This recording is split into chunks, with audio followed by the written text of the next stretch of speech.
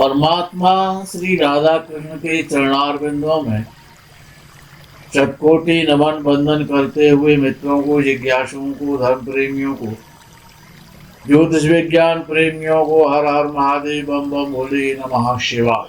मित्रों, जातक की कुंडली में 12 भाव होते हैं, 12 राशियां हैं, इसीलिए 12 भाव होते हैं। हर भाव में एक राशि होती है। उन 12 राशियों में 12 भाव में कुल मिलाकर के 9 ग्रह होते हैं। अब विषय ये आता है कि दुनिया की हर कुंडली में 12 भाव हैं और 9 ही ग्रह हैं, 12 राशियां हैं, तो फिर फल एक जैसा क्यों नहीं होता? भाई, अगर किसी की मेष 10 जातकों की मेष लगन की, 50 जातकों की वृषभ लगन की, 80 जातकों की मिथुन लगन की, कुंडलियां एक जैसा फल क्यों नहीं देती हैं? जब लगन ही एक है तो उसमें कोई सर्विस करता है, कोई दुकान करता है, कोई सेना में भर्ती हो जाता है तो कोई बैंक की नौकरी करता है, कोई चोरी करता है तो कोई प्रवचन करता है। अलग अलग फल क्यों होता है? ये बड़ा गंभीर और विचारणीय विषय है। विषय ये आता है कि 12 भाव को 12 लगन माना जाए, और 12 लगने होती ही है, मेष लगन से लेकर के मीन लगन तक होती है।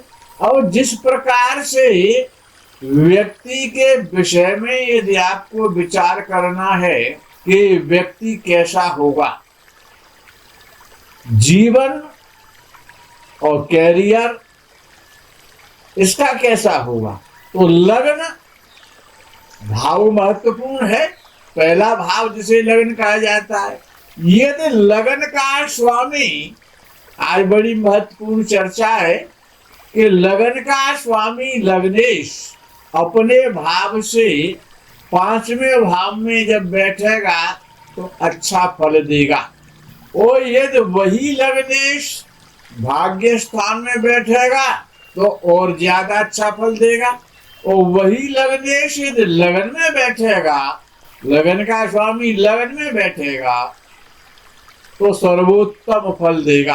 अब 3 त्रिकोणों का फल अच्छा हो गया। लग्नेश लगन में बैठे सर्वोत्तम फल देगा, लग्नेश पंचम भाव में बैठे अच्छा फल देगा, लग्नेश भाग्य स्थान में बैठे और ज्यादा अच्छा फल देगा। अब ये आवश्यक तो नहीं है कि लग्नेश इन तीन स्थान के अलावा चौथे स्थान में नहीं बैठेगा। अब दूसरा नंबर अच्छाई का आता है कि लग्नेश लगन भाव से चौथे घर में बैठ जाए, अच्छा फल देगा। सप्तम भाव में बैठ जाए अपने भाव लगन भाव से तो अच्छा फल देगा। क्यों देगा? अपने भाव को देखेगा। सप्तम भाव में बैठ करके लगन का स्वामी लगन को देखेगा, और 10वें भाव में बैठ जाए अपने भाव से लगन भाव से तब भी अच्छा फल देगा। अर्थात ये कहा जाए कि लगन का स्वामी केंद्र या त्रिकोण में जब बैठेगा तो अच्छा फल देगा। अब विषय आता है कि तीसरे भाव में बैठे तब क्या करेगा? तो तीसरे भाव में बैठेगा तो लगन भाव के लिए हानिकारक है, शुभाशुभ दोनों फल करेगा। यहाँ पर विषय आता है शुभाशुभ दोनों फल करेगा,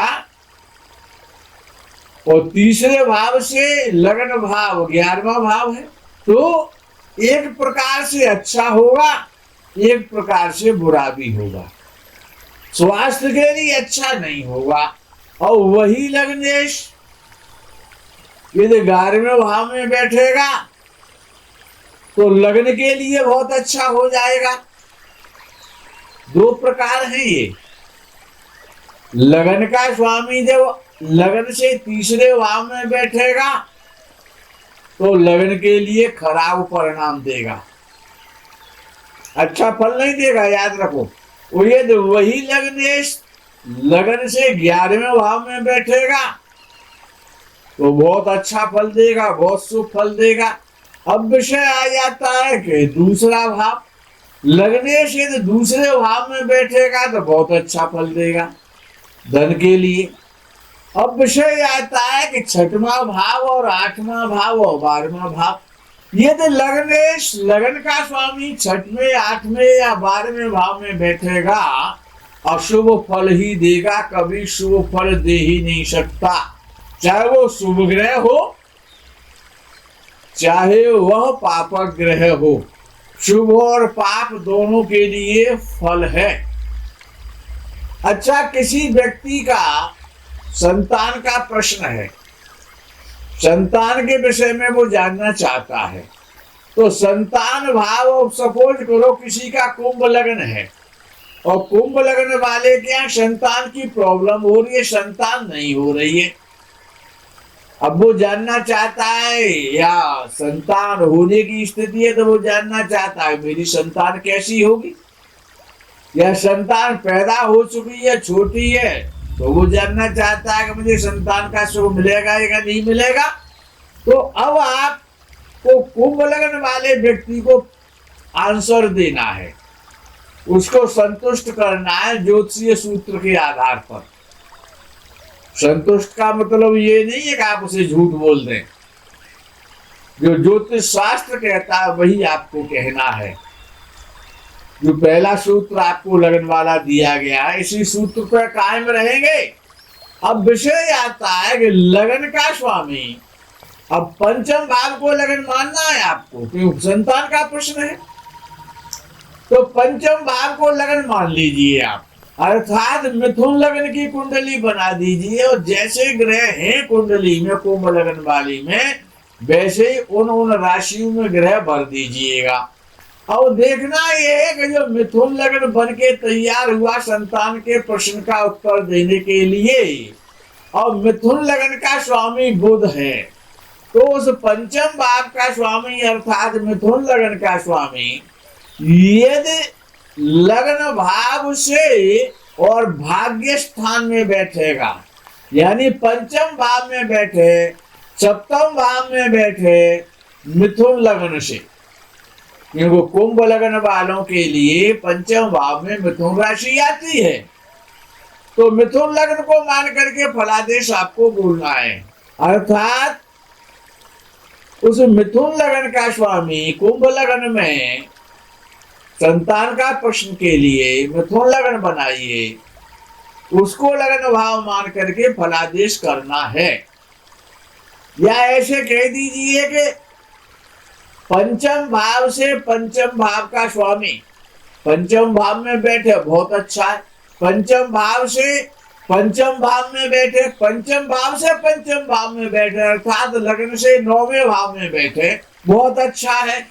पंचम भाव से सप्तम भाव में बैठे, अर्थात लगन से 11वें भाव में बैठे कुंभ लगन वालों का, तो बहुत अच्छा है संतान के लिए। और पंचम भाव का स्वामी यदि लगन में यानी कुंभ राशि में बैठ जाए तो बहुत अच्छा है। और लगन का स्वामी धन स्थान में यानी 10वें भाव में केंद्र में बैठ जाए तो बहुत अच्छा फल देगा। याद रखो, संतान भी होगी, संतान सुपात्र होगी, गुणी होगी, वैभवशाली होगी और धनी होगी।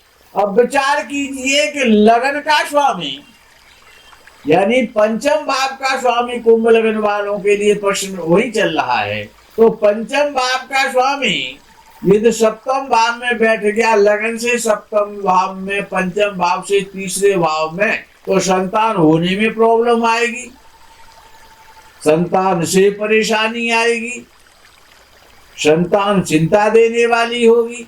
और वही पंचम भाव का स्वामी अपने भाव से जब लगन से 12वें भाव में यानी पंचम भाव से जब वो अष्टम भाव में बैठेगा तब भी संतान कष्ट देने वाली होगी।